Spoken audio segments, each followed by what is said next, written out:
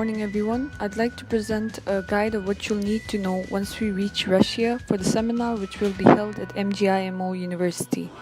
To start off with, Russia, as you may know, is the largest country in the world, and its capital is Moscow, which is also the largest city.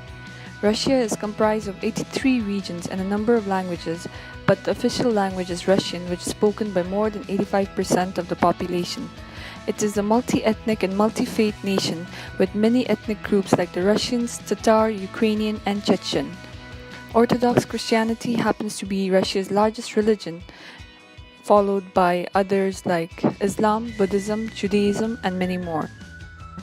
The government is considered a semi-presidential republic, and the Russian currency is called Russian ruble, and for 1 Thai baht, we can get 1.73 rubles.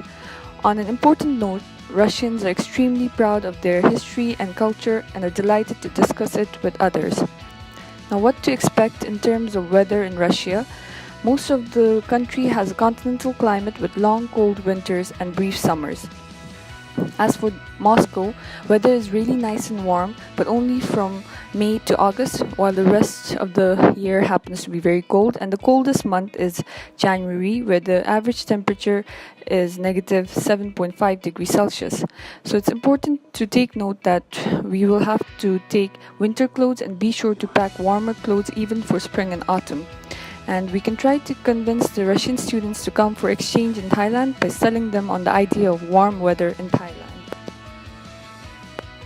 For the clothing style, Russia is fairly conservative, and if you choose to wear bright colors, you'll probably stand out. So for formal occasions, men are expected to wear a dark, well-tailored suit and tie with smart shoes, while women need to wear skirt suits with smart shoes as well. Russian women are very fashionable. During the summer, they wear skirts, dresses, hats, shirts, high heels, and so on. As for the men, they like to wear lightweight slacks and jeans. And during the winter, women prefer wearing fur coats, thermals, scarves, winter boots, and sweaters. As for men, they like wearing fur hats, wool coats, gloves, scarves, and jeans. The attitude towards wearing fur is very different in Russia compared to Western Europe, because fur is very common and relatively cheap, and you'll probably see a lot of people wearing it.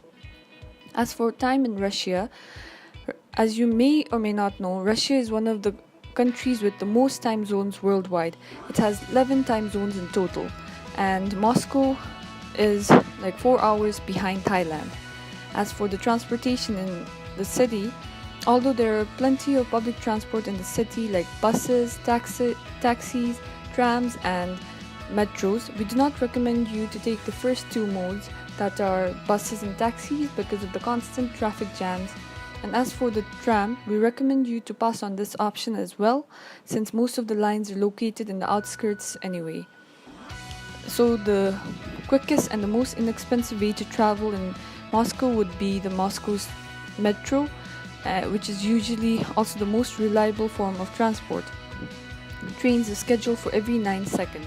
Now moving on to the food and beverages available in Russia, the most common food is bread, and the standard vegetables are potatoes, cabbage, carrots, and beets. And Russians generally love meat, so they have a lot of meat-infused dishes. The majority of people, however, never eat out for economic reasons and because they feel that restaurants do not provide food as good as they prepared at home. And if you have a look at some of the Russian dishes, you'll see like the snacks, like blini, which is basically small pancakes. For the drinks, vodka, as we know, is a symbol of Russia, and even though you normally don't drink alcoholic beverages, we recommend you do it at least once for the cultural experience. As for the meal expenses, if you eat out in a restaurant, they usually charge on an average of 700 to 2000 rubles for lunch checks, which is about 400 to 1100 Thai baht. Now moving on to one of the main important points of safety in Moscow for foreigners. Moscow has the highest density of security cameras in the world. It is best to avoid the small dark side streets and alleys, especially at night. When you're traveling around town, late at night is different. The metro is generally a safe way to go. If you go by car, you should use a taxi that is arranged by a hotel or some other service. Thais should not speak Thai or English loudly because attracts unwanted attention, and you should also avoid flashing money around and carrying huge sums of money with you, as pickpocketing is a problem in the metro. And it's highly recommended to travel in groups if going out in the evening or at night.